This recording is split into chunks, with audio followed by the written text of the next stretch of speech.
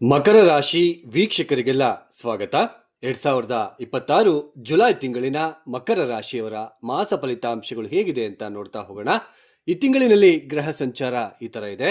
ರಾಹು ಕುಂಭ ರಾಶಿಯಲ್ಲಿ ಸಂಚಾರ, ಶನಿ ಮೀನ ರಾಶಿಯಲ್ಲಿ ಸಂಚಾರ, ಹಾಗೆ ಕೇತು ಸಿಂಹ ರಾಶಿಯಲ್ಲಿ ಸಂಚಾರ, ಶುಕ್ರನು ಕೂಡ ಸಿಂಹ ರಾಶಿಯಲ್ಲಿ ಸಂಚಾರ, ಗುರು ಕರ್ಕಾಟಕ ರಾಶಿಯಲ್ಲಿ ಸಂಚಾರ, ಕುಜ ಈ ತಿಂಗಳು ಪೂರ್ತಿ ಕೂಡ ವೃಷಭ ರಾಶಿಯಲ್ಲಿ ಸಂಚಾರ, ಹಾಗೆ ಬುಧ ಜುಲೈ 7ನೇ ತಾರೀಕಿನ ತನಕ ಕರ್ಕಾಟಕ ರಾಶಿಯಲ್ಲಿ ವಕ್ರೆಯಾಗಿ ಸಂಚಾರವನ್ನು ಮಾಡ್ತಾ ಜುಲೈ 7ನೇ ತಾರೀಕು ವಕ್ರ ಮಾರ್ಗದಲ್ಲಿ ಹಿಂದಕ್ಕೆ ಅಂದ್ರೆ ಮಿಥುನ ರಾಶಿಗೆ ಹೋಗಿ ಸಂಚಾರವನ್ನು ಪ್ರಾರಂಭ ಮಾಡ್ಕೊಳ್ತಾರೆ.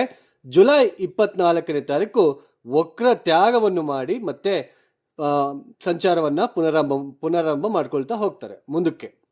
ಇನ್ನು ರವಿ ಜುಲೈ 16ನೇ ತಾರೀಕಿನ ತನಕ ಮಿಥುನ ರಾಶಿಯಲ್ಲಿ ಸಂಚಾರ, ನಂತರ ಅವರು ಕೂಡ ಕರ್ಕಾಟಕ ರಾಶಿಗೆ ಪ್ರವೇಶವನ್ನು ಮಾಡಿ ಸಂಚಾರವನ್ನ ಪ್ರಾರಂಭ ಮಾಡ್ಕೊಳ್ತಾರೆ.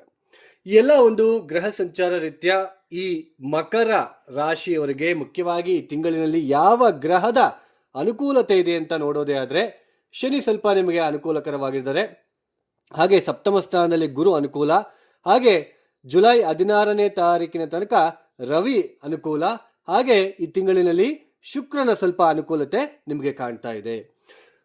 ಮೊದಲನೇದಾಗಿ ನೋಡಿ, ಮಕರ ರಾಶಿಯಲ್ಲಿ ಹುಟ್ಟಿರ್ತಕ್ಕಂಥವ್ರಿಗೆ ಸಾಕಷ್ಟು ಜನಕ್ಕೆ ನಮಗೆ 7.5 ಶನಿ ಮುಕ್ತಾಯ ಆಗಿದೆ ಅಂತ ಹೇಳ್ತಾ ಇದ್ದಾರೆ, ತೃತೀಯ ಸ್ಥಾನಕ್ಕೆ ಶನಿ ಬಂದಿದ್ದಾರೆ ಅಂತ ಹೇಳ್ತಾ ಇದ್ದಾರೆ. ಆದರೂ ಕೂಡ ನಮಗೆ ಒಳ್ಳೇದಾಗ್ತಾ ಇಲ್ವಲ್ಲ ಅನ್ನೋದೊಂದು ಬಾಧೆ ಇರುತ್ತೆ. ನೋಡಿ, ಇದು ರಾಶಿ ಫಲಿತಾಂಶ. ರಾಶಿ ಅಂದ್ರೆ ನಿಮ್ಮ ಮನಸ್ಸು, ಲಗ್ನ ತುಂಬಾ ಮುಖ್ಯ. ಲಗ್ನ ಅಂದ್ರೆ ನಮ್ಮ ಟೋಟಲ್ ಶರೀರ, ನಮ್ಮ ಟೋಟಲ್ ಶರೀರ ಲಗ್ನ ಅಂತ ನಾವು ಕರಿತೀವಿ.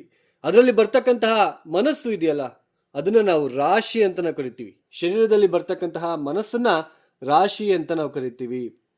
ನಾವು ಯಾವ ಲಗ್ನದಲ್ಲಿ ಹುಟ್ಟಿದ್ದೇವೆ ಆ ಲಗ್ನಕ್ಕೆ ಯಾವ ದಶ ನಡೀತಾ ಇದೆಯೋ ಅದರ ಫಲಿತಾಂಶನೇ 80% ಇರುತ್ತೆ. ಇನ್ನು 20% ಮಾತ್ರ ಸ್ವಲ್ಪ ಈ ಗೋಚಾರ ಸ್ವಲ್ಪ ನಮಗೆ ಎಲ್ಲೋ ಒಂದ್ ಕಡೆ ನಮಗೆ ಜನ್ಮರಾಶಿಯಿಂದ ಅಂದ್ರೆ ನಮ್ಮ ಮನಸ್ಸಿನಿಂದ ಚಂದ್ರನಿಂದ ಕೆಲವೊಂದು ಗ್ರಹಗಳು ಬಂದಾಗ ಸ್ವಲ್ಪ ಮನಃಶಾಂತಿ ಸಿಗ್ತಾ ಇರುತ್ತೆ ಆಗಿಂದ ಹಾಗೆ ಅಷ್ಟೇ. ಇದನ್ನ ಅರ್ಥ ಮಾಡ್ಕೊಳ್ಳಿ. ರಾಶಿ ಫಲಿತಾಂಶ ಕೇವಲ 20% ಮಾತ್ರ. ಜಾತಕದಲ್ಲಿ ಕರ್ಮ ಜಾಸ್ತಿ ಇದ್ದಾಗ ನಾವು ತೊಂದರೆ ಅನುಭವಿಸ್ಬೇಕು. ನೋಡಿ, ಈಗ ಫಾರ್ ಎಕ್ಸಾಂಪಲ್ ಈಗ ಮಕರ ಲಗ್ನದಲ್ಲಿ ಹುಟ್ಟಿದಾರ ಅಂತ ಇಟ್ಕೊಳ್ಳೋಣ. ಒಬ್ರು ಯಾರೋ ವ್ಯಕ್ತಿ ಮಕರ ಲಗ್ನದಲ್ಲಿ ಹುಟ್ಟಿದ್ದಾರೆ, ಪಂಚಮ ಭಾವದಲ್ಲಿ ಕುಜ, ಅಷ್ಟಮ ಒಂದು ಶುಕ್ರ ಎಲ್ಲಿದ್ದಾರೆ, ಪಂಚಮಾಧಿಪತಿ ಶುಕ್ರ ಎಲ್ಲಿದ್ದಾರೆ, ಅಷ್ಟಮ ಭಾವದಲ್ಲಿದ್ದಾರೆ. ನೋಡಿ, ಪಂಚಮ ಸ್ಥಾನ ಪೂರ್ವ ಪುಣ್ಯ ಸ್ಥಾನ ಸ್ವಲ್ಪ ಸ್ಪಾಯ್ಲ್ ಆಯ್ತು, ಯಾಕಂದ್ರೆ ಕುಜ ಬಂದಿದ್ದಾರೆ, ಪಂಚಮ ಸ್ಥಾನದಲ್ಲಿ ಕುಜ ಇದ್ದಾರೆ ಇವಾಗ. ಸೊ ಪಂಚಮ ಸ್ಥಾನದಲ್ಲಿ ಕುಜ ಪಾಪಿ ಆಗ್ತಾರೆ. ಚತುರ್ಥಾಧಿಪತಿ ಮತ್ತು ಲಾಭಾಧಿಪತಿಯಾಗಿ ಅಷ್ಟೊಂದು ಶುಭ ಫಲಿತಾಂಶ ಕೊಡ್ತಕ್ಕಂತಹ ಗ್ರಹ ಅಲ್ಲ ಕುಜ. ಶುಕ್ರನ ಮನೆಯಲ್ಲಿ ಕುಜ ಕುತ್ಕೊಂಡಿರೋದು ಸ್ವಲ್ಪ ಸಂತಾನದ ವಿಚಾರದಲ್ಲಿ ತೊಂದರೆಗಳು, ಇನ್ವೆಸ್ಟ್ಮೆಂಟ್ ವಿಚಾರದಲ್ಲಿ ತೊಂದರೆಗಳು, ಸಂತಾನದಿಂದ ಖರ್ಚುಗಳು ಜಾಸ್ತಿ, ಸ್ವಲ್ಪ ಬೇಗ ಕೋಪ ಮಾಡ್ಕೊಳ್ಳೋದು, ಮೆಂಟಲಿ ಸ್ಟ್ರೆಸ್ ಫೇಸ್ ಮಾಡೋದು, ಇದೆಲ್ಲ ಕೊಡ್ತಾನೆ ಕುಜ ದಶೆ ಬಂದಾಗ. ಅಂದ್ರೆ ನಮಗೆ ಲಗ್ನದಿಂದ ಮುಖ್ಯ, ಅರ್ಥ ಮಾಡ್ಕೊಳ್ಳಿ. ಒಟ್ಟಾರೆಯಾಗಿ ಈ ತಿಂಗಳಿನಲ್ಲಿ ಸ್ವಲ್ಪ ಶನಿ, ರವಿ, ಸ್ವಲ್ಪ ಗುರು, ಸ್ವಲ್ಪ ಶುಕ್ರ ಇರೋದ್ರಲ್ಲಿ ಉತ್ತಮ ಫಲಿತಾಂಶ ಕೊಡ್ತಾ ಇದ್ದಾರೆ. ಮುಖ್ಯವಾಗಿ ಈ ರಾಶಿಯಲ್ಲಿ ಹುಟ್ಟಿರ್ತಕ್ಕಂಥವ್ರಿಗೆ ಪಂಚಮ ಭಾವದಲ್ಲಿ ಕುಜ ಸಂಚಾರ ನಡೀತಾ ಇದೆ. ಇದು ಅಷ್ಟೊಂದು ಒಳ್ಳೇದಲ್ಲ. ಮೆಂಟಲಿ ಸ್ಟ್ರೆಸ್ ನಾವು ಫೇಸ್ ಮಾಡಬೇಕಾಗುತ್ತೆ. ಬರ್ತಕ್ಕಂತಹ ಹಣದ ವಿಚಾರದಲ್ಲಾಗಿರ್ಬೋದು, ಸಂತಾನದ ವಿಚಾರದಲ್ಲಾಗಿರ್ಬೋದು, ನಮ್ಮ ಬುದ್ಧಿವಂತಿಕೆ ಆಗಿರ್ಬೋದು, ಎಲ್ಲ ಒಂದ್ ಕಡೆ ಸ್ವಲ್ಪ ಸ್ಟ್ರೆಸ್ ಅಂತ ಅನಿಸ್ತಾ ಇರುತ್ತೆ, ಒತ್ತಡ ಜಾಸ್ತಿ ಆಗ್ತಾ ಇರುತ್ತೆ, ಮೆಂಟಲಿ ಬೇಗ ಇರಿಟೇಷನ್ ಮಾಡ್ಕೊಳ್ತೀವಿ, ತುಂಬಾ ಸ್ಟ್ರೆಸ್ ಫೇಸ್ ಮಾಡ್ತೀವಿ ಅಂತ ಅರ್ಥ. ಇಲ್ಲಿ ಮುಖ್ಯವಾಗಿ ಗುರು ಬಲ ನಿಮಗೆ ಬಂದಿರತಕ್ಕಂಥದ್ದು ಸಪ್ತಮ ಭಾವದಲ್ಲಿ ಗುರು. ಅದರ ಜೊತೆಯಲ್ಲಿ ಜುಲೈ ತಿಂಗಳಿನಲ್ಲಿ 1ನೇ ತಾರೀಕಿನಿಂದ ಜುಲೈ 7ನೇ ತಾರೀಕಿನ ತನಕ ಬುಧ ವಕ್ರಿಯಾಗಿ ಸಪ್ತಮ ಸ್ಥಾನದಲ್ಲಿ ಸಂಚಾರ ಮಾಡ್ತಾ ಇರೋದು ಅಷ್ಟೊಂದು ಒಳ್ಳೆಯ ಫಲಿತಾಂಶ ಕೊಡೋದಿಲ್ಲ. ಏನಾಗುತ್ತೆ ಇಲ್ಲಿ, ಹತ್ತಿರದ ಸಂಬಂಧಿಗಳ ಜೊತೆಯಲ್ಲಿ, ಹತ್ತಿರದ ಸಂಬಂಧಿಗಳಾಗಿರ್ಬೋದು, ಕೆಲಸ ಮಾಡೋ ಜಾಗದಲ್ಲಾಗಿರ್ಬೋದು, ನಿಮ್ಮ ಒಂದು ಹತ್ತಿರದ ಸ್ನೇಹಿತರಾಗಿರ್ಬೋದು, ಅವ್ರ ಜೊತೆ ಸ್ವಲ್ಪ ಮಿಸ್ಕಮ್ಯುನಿಕೇಶನ್ ಅಥವಾ ವಾದ ವಿವಾದಗಳು ಆಗ್ತಕ್ಕಂಥದ್ದು, ಮದುವೆಯ ಒಂದು ಮ್ಯಾರೇಜ್ ವಿಷಯಕ್ಕೆ ಸಂಬಂಧಪಡ್ತಕ್ಕಂಥದ್ದು, ಅಂದ್ರೆ ಯಾವುದೋ ಒಂದು ಗಂಡು ಅಥವಾ ಹೆಣ್ಣು ನೋಡ್ತಾ ಇರ್ತೀರ, ಎಲ್ಲ ಒಂದ್ ಕಡೆ ಮಿಸ್ಕಮ್ಯುನಿಕೇಶನ್ ಆಗ್ತಕ್ಕಂಥದ್ದು, ಒಂದು ಚಿಂತೆ ಆಗ್ತಕ್ಕಂಥದ್ದು ಇರುತ್ತೆ. ಅದಾದ್ಮೇಲೆ 6ನೇ ಮನೆಗೆ ಹೋಗ್ತಾರೆ. ಜುಲೈ 7ನೇ ತಾರೀಕಿನ ನಂತರ 6ನೇ ಮನೆಗೆ ಹೋಗ್ತಾರೆ. 6ನೇ ಮನೆಯಲ್ಲಿ ವಕ್ರಿಯಾಗಿ ಜುಲೈ 24ನೇ ತಾರೀಕಿನ ತನಕ ಸಂಚಾರ ಮಾಡ್ತಾ ಇರೋದು. 6ನೇ ಮನೆ ಅಧಿಪತಿ ವಕ್ರಿ ಆಗ್ತಾ ಇರೋದ್ರಿಂದ ಸ್ವಲ್ಪ ಡೈಲಿ ರೊಟೀನ್ ಲೈಫಲ್ಲಿ ಸ್ವಲ್ಪ ಸ್ಟ್ರೆಸ್ಸು, ಮರುವು ಬರ್ತಕ್ಕಂಥದ್ದು, ಹಾಗೆ ಸ್ವಲ್ಪ ಶುಗರು, BP ಇರ್ತಕ್ಕಂಥವ್ರಿಗೆ ಸ್ವಲ್ಪ ದಿನನಿತ್ಯದ ಜೀವನದಲ್ಲಿ ಸ್ವಲ್ಪ ಸ್ಟ್ರೆಸ್, ಒತ್ತಡ ಅಂತ ಅನಿಸ್ತಕ್ಕಂಥದ್ದು ಕಾಣ್ತಾ ಇರುತ್ತೆ. ಬಟ್ ರವಿ ಇರೋದ್ರಿಂದ ಆ ಒತ್ತಡಗಳನ್ನು ದೂರ ಮಾಡ್ತಾರೆ ಅಂತ ಅರ್ಥ. ಅರ್ಥ ಮಾಡ್ಕೋಬೇಕು. ಅಷ್ಟಮಾಧಿಪತಿ ಷಷ್ಠ ಸ್ಥಾನದಲ್ಲಿ, ಷಷ್ಠಾಧಿಪತಿ ವಕ್ರಿ ಬೇರೆ ಆಗ್ತಿದ್ದಾರೆ. ಅಷ್ಟಮಾಧಿಪತಿ ರವಿ ಆರ್ಯ ಮನೆ ಅಧಿಪತಿ ವಕ್ರಿ. ಅವಾಗ ಏನಾಗುತ್ತೆ, ದಿನನಿತ್ಯದ ಜೀವನದಲ್ಲಿ ಕಾನ್ಫ್ಲಿಕ್ಟ್ಸ್, ವಿವಾದಗಳನ್ನು ಕೊಡ್ತಾ ಹೋಗ್ತಾರೆ. ಬಟ್ ರವಿ ಸ್ವಲ್ಪ ಆ ವಿವಾದಗಳನ್ನು ದೂರ ಮಾಡೋದಕ್ಕೆ ಪ್ರಯತ್ನ ಪಡ್ತಾರೆ ಅಂತ ಅರ್ಥ. ಹಾಗೆಯೇ ಶುಕ್ರನ ಉಪಸ್ಥಿತಿ ಅಷ್ಟಮ ಸ್ಥಾನದಲ್ಲಿ ಯಾವುದೇ ಗ್ರಹ ನಮಗೆ ಯೋಗ ಕೊಡೋದಿಲ್ಲ. ಬಟ್ ಶುಕ್ರ ಮಾತ್ರ ಸ್ವಲ್ಪ ಅಷ್ಟಮ ಸ್ಥಾನದಲ್ಲಿ ಯೋಗವನ್ನು ಕೊಡ್ತಾರೆ ಅಂತ ಅರ್ಥ.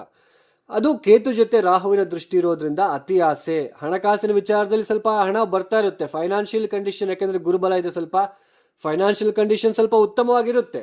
ಬಟ್ ಆದರೆ ಕೇತು ಗ್ರಸ್ತನಾಗಿರೋದ್ರಿಂದ, ಕುಜನ ದೃಷ್ಟಿ ಕೂಡ ಅಷ್ಟಮ ಸ್ಥಾನದ ಮೇಲೆ ಬೀಳ್ತಾ ಇರೋದ್ರಿಂದ ಗುಪ್ತಾಂಗಗಳಲ್ಲಿ ಯುರಿನರಿ ಪ್ರಾಬ್ಲಮ್, ಹಾಗೆ ಆಕಸ್ಮಿಕವಾಗಿ ಸ್ವಲ್ಪ ಅಪಘಾತಗಳಾಗ್ತಕ್ಕಂಥದ್ದು, ಆಕಸ್ಮಿಕವಾಗಿ ಹಣ ನಷ್ಟ ಆಗ್ತಕ್ಕಂಥದ್ದು, ಇದೆಲ್ಲನೂ ಕೂಡ ಕಾಣ್ತಾ ಇರುತ್ತೆ. ಸ್ವಲ್ಪ ಹುಷಾರಾಗಿ ಇರಬೇಕು.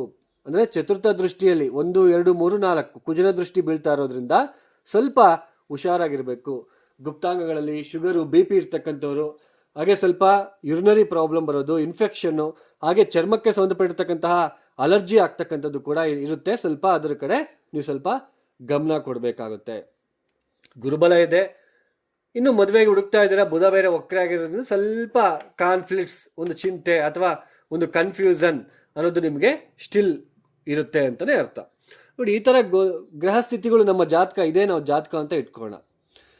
ನಮಗೆ ಇಲ್ಲಿ ಮಕರ ಲಗ್ನ, ಮಕರ ರಾಶಿ, ಅವಾಗ ಲಗ್ನ ಇದೆ ತಗೋಬೇಕಾಗುತ್ತೆ. ಪಂಚಮಾಧಿಪತಿ ಅಷ್ಟಮ ಸ್ಥಾನದಲ್ಲಿ, ಪಂಚಮ ಭಾವದಲ್ಲಿ ಕುಜ ಬೇರೆ ಬಂದ. ಓಕೆ, ಶನಿ ಸ್ವಲ್ಪ ಬಲಿಷ್ಠರಾಗಿದ್ದಾರೆ. ನಿಮ್ಮ ಲಗ್ನಾಧಿಪತಿ ತೃತೀಯ ಸ್ಥಾನದಲ್ಲಿರೋದೇನೋ ಒಳ್ಳೆಯದು. ಆದರೆ ನಮಗೆ ಬುಧ ವಕ್ರಿ ಆಗಿರೋದು ಒಳ್ಳೆಯದಲ್ಲ. ಶುಕ್ರ ಕೇತು ಜೊತೆ ಇರೋದು ಒಳ್ಳೆಯದಲ್ಲ. ಪಂಚಮ ಭಾವದಲ್ಲಿ ಕುಜ, ಅವಾಗ ಸ್ವಲ್ಪ ಶುಕ್ರ ಪೀಡಿತನಾಗ್ತಾನೆ. ಪಂಚಮಾಧಿಪತಿ ಯೋಗಕಾರಕ ಶುಕ್ರ. ಈ ಮಕರ ಲಗ್ನಕ್ಕೆ, ಮಕರ ರಾಶಿಗೆ ಪಂಚಮಾಧಿಪತಿ ಶುಕ್ರ ದಶ ತುಂಬ ಕೈ ಹಿಡಿಯುತ್ತೆ ಇವ್ರಿಗೆ. ಬಟ್ ಕೇತುಗ್ರಸ್ತನಾಗ್ತಾ ಇರೋದ್ರಿಂದ ಆ ಶುಕ್ರದಶನು ಕೂಡ ಸ್ವಲ್ಪ ಬಲಹೀನ. ಶುಕ್ರದಶ ಕೂಡ ಸ್ವಲ್ಪ ಕೊಡಬೇಕಾಗಿರೋ ಫಲಿತಾಂಶಗಳನ್ನು ಕೊಡೋದಿಲ್ಲ ಅಂತ ಅರ್ಥ. ಸೊ ಅರ್ಥ ಮಾಡ್ಕೊಳ್ಳಿ. ಯಾಕೆ ನಾನು ಕಂಬೈಂಡ್ ಆಗಿ ಹೇಳ್ತಿದ್ದೀನಿ ಅಂದರೆ, ಯಾರಿಗಾದ್ರೂ ಒಬ್ಬರಿಗೆ ಅರ್ಥ ಆದರೂ ಸಾಕು, ನನ್ನ ಒಂದು ಇಷ್ಟೊತ್ತು ಮಾಡಿರೋ ಎಕ್ಸ್ಪ್ಲೇಷನ್ಗೆ ಅರ್ಥ ಸಿಗುತ್ತೆ ಅನ್ನೋದು ನನ್ನ ಒಂದು ಭಾವನೆ. ನೋಡಿ, ಶನಿ ಎಲ್ಲೇ ಇದ್ರೂ ಕೂಡ ಅವರ ಅಷ್ಟಕವರ್ಗ ಬಿಂದುಗಳು ಅವರು ಎಷ್ಟು ಬಲಿಷ್ಠರಾಗಿದ್ದಾರೆ, ಬಲಹೀನರಾಗಿದ್ದಾರೆ ನೋಡ್ಕೋಬೇಕು. ಈ ತೃತೀಯ ಸ್ಥಾನದಲ್ಲಿ ಶನಿಯ ಸಂಚಾರ ಏನು ನಡೀತಾ ಇದೆ, ಸ್ವಲ್ಪ ಸೋದರರ ಜೊತೆ ಭಿನ್ನಾಭಿಪ್ರಾಯಗಳು, ಹಾಗೆ ತಂದೆಯ ಜೊತೆ ಕಾನ್ಫ್ಲಿಕ್ಟ್ಸ್ ಎದುರಿಸ್ತಕ್ಕಂಥದ್ದು, ತಂದೆಯ ಒಂದು ವಿಚಾರದಲ್ಲಿ ಏನಾದರೂ ಒಂದು ಚಿಂತೆ ಅನುಭವಿಸ್ತಕ್ಕಂಥದ್ದು, ಪಿತ್ರಾರ್ಜಿತ ಆಸ್ತಿ ವಿಷಯದಲ್ಲಿ ಸ್ವಲ್ಪ ಚಿಂತೆಗಳಾಗ್ತಕ್ಕಂಥದ್ದು, ವ್ಯಾಜ್ಯಗಳು ಕೂಡ ನಿಮಗೆ ಈ ಸಮಯದಲ್ಲಿ ಬರ್ತಾ ಇರುತ್ತೆ. ಹಾಗೆಯೇ ನಿಮ್ಮ ರಾಶಿಯಾಧಿಪತಿ ಲಗ್ನಾಧಿಪತಿ ಶನಿಯೇ ತೃತೀಯ ಸ್ಥಾನದಲ್ಲಿ ಇರೋದ್ರಿಂದ ಧೈರ್ಯ, ಸ್ಥೈರ್ಯ ಎಲ್ಲ ಇರುತ್ತೆ, ತೊಂದರೆ ಇರೋದಿಲ್ಲ. ಬಟ್ ಸ್ವಲ್ಪ ವಿವಾದಗಳು, ಈ ಶುಕ್ರ ಕೇತುಗ್ರಸ್ತನಾಗಿರೋದು, ಬುಧ ವಕ್ರಿ, ಇದೆಲ್ಲ ಪಂಚಮ ಭಾವದಲ್ಲಿ ಕುಜ, ಇದೆಲ್ಲ ಸ್ವಲ್ಪ ಚಿಂತೆಗಳನ್ನು ಕೊಡ್ತಾ ಹೋಗುತ್ತೆ ಅಂತಲೇ ಹೇಳಬಹುದು. ಒಟ್ಟಾರೆಯಾಗಿ ಮಕರ ರಾಶಿಯವರಿಗೆ ಈ ಥರ ಫಲಿತಾಂಶಗಳಿದೆ. ಸ್ವಲ್ಪ ವೀರಭದ್ರ ದರ್ಶನ, ಕಾಲಭೈರವ ಗಾಯತ್ರಿ ಮಂತ್ರ ಪಠನೆ ಮಾಡ್ಕೊಳ್ಳೋದು, ಹಾಗೆ ಸ್ವಲ್ಪ ರಾಹು ಮತ್ತು ಕುಜನಿಗೆ ತೊಗರಿಬೇಳೆ ಮತ್ತು ಉದ್ದಿನ ಬೆಳೆ ನೆನೆಸ್ಬಿಟ್ಟು ಬೆಲ್ಲ ಮಿಶ್ರಣ ಮಾಡಿ ರೋಡ್ ಸೈಡಲ್ಲಿ ಇರ್ತಕ್ಕಂತಹ ಹಸುಗಳಿಗೆ, ಎತ್ತುಗಳಿಗೆ, ನಂದಿಗೆ ತಿನ್ನಿಸೋದಕ್ಕೆ ಪ್ರಯತ್ನ ಪಟ್ಟರೆ, ಒಂದು ವಾರ ಆ ಥರ ಮಾಡ್ಕೊಳ್ತಾ ಹೋದರೆ ಆ ಪ್ಲಾನೆಟ್ ನೆಗೆಟಿವ್ ಇನ್ಫ್ಲುಯೆನ್ಸ್ ಸ್ವಲ್ಪ ನಿಮಗೆ ಕಡಿಮೆ ಆಗ್ತಾ ಹೋಗುತ್ತೆ. ಅದು ಬಿಟ್ಟು ಕುಜನಿಗೆ ಅವಳ ಹಾಕ್ಕೊಳೋದು, ರಾಹುಗೆ ಗೋಮೇಧಿಕ ಹಾಕ್ಕೊಳೋದು, ಉಂಗುರಗಳನ್ನು ಹಾಕ್ಕೊಳ್ಳೋದು ಮಾಡಿದ್ರೆ ನೋ ಯೂಸ್. ಅದರಿಂದ 1% ಕೂಡ ನಿಮಗೆ ಯೂಸ್ ಆಗೋದಿಲ್ಲ. ಚೆನ್ನಾಗಿ ನೆನಪಲ್ಲಿ ಇಟ್ಕೊಂಬಿಡಿ. ಸುಮ್ಮನೆ ದುಡ್ಡು ವೇಸ್ಟ್ ಮಾಡ್ಕೊಳ್ತೀರ ವಿನಃ ಅದರಿಂದ ಯಾವುದೇ ತರಹದ ಒಂದು ಬದಲಾವಣೆಗಳನ್ನು ನೀವು ನೋಡಲಿಕ್ಕೆ ಆಗೋದಿಲ್ಲ. ಸೊ ಅರ್ಥ ಮಾಡ್ಕೊಳ್ಳಿ. ಸೊ ಹೇಳಿರ್ತಕ್ಕಂಥ ಒಂದು ಪರಿಹಾರಗಳನ್ನು ಮಾಡ್ಕೊಳ್ತಾ ಹೋಗಿ. ಯಾರೆಲ್ಲ ಈ ವಿಡಿಯೋನ ನೋಡ್ತಾ ಇದ್ರೆ ನಿಮ್ಗೆ ಇಷ್ಟ ಆಗಿದ್ರೆ ಮಾತ್ರ ಲೈಕ್ ಮಾಡಿ, ಶೇರ್ ಮಾಡಿ, ಸಬ್ಸ್ಕ್ರೈಬ್ ಮಾಡ್ಕೊಳ್ಳಿ. ಅದರ್ವೈಸ್ ಜಸ್ಟ್ ಸ್ಕಿಪ್ ಮಾಡಿ ಹೊರಟೋಗ್ತಾ ಇರಿ, ತೊಂದರೆ ಇಲ್ಲ. ಯಾರಿಗಾದರೂ ಆಸ್ಟ್ರಾಲಜಿ ಕನ್ಸಲ್ಟೇಷನ್ ಬೇಕು ಅಂತಂದರೆ ಡಿಸ್ಪ್ಲೇ ಆಗ್ತಿರೋ ನಂಬರ್ಗೆ ಕಾಲ್ ಮಾಡಿ. ಸೊ ನೀವು ಬೇಕಾದರೆ ಕೇಳ್ಕೋಬೋದು. ಇನ್ನು ಈ ವಿಡಿಯೋ ಮುಕ್ತಾಯ ಮಾಡ್ತಾ ಇದ್ದೇನೆ. ಸರ್ವೇ ಜನ ಸುಖಿನೋ ಭವಂತು. ಧನ್ಯವಾದಗಳು. ಜೈ ಶ್ರೀರಾಮ್.